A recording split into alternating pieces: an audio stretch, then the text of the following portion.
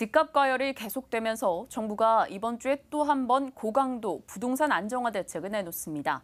집값 문제가 워낙 심각한 수준에 이르다 보니 양도세 등 세제와 대출 규제, 택지 공급 등 전 분야에서 대책이 검토되고 있습니다. 이지한 기자의 보도입니다.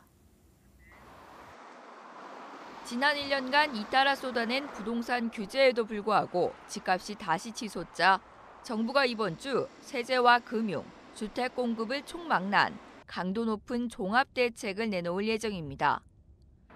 가장 큰 핵심은 양도세 요건 강화입니다.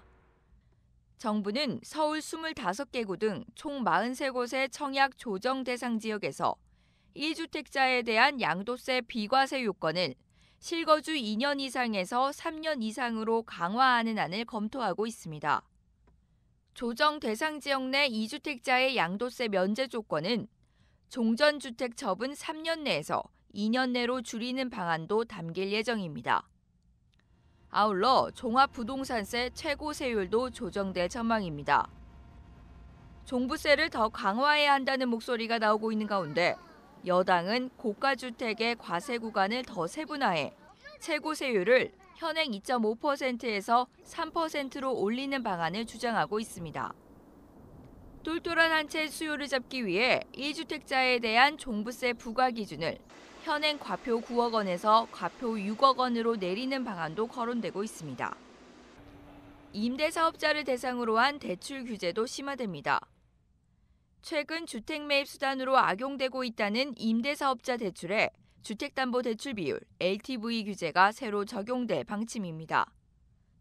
임대사업자 대출을 받아 주택 투기에 사용하는 사례가 많다는 지적이 일고 있기 때문입니다.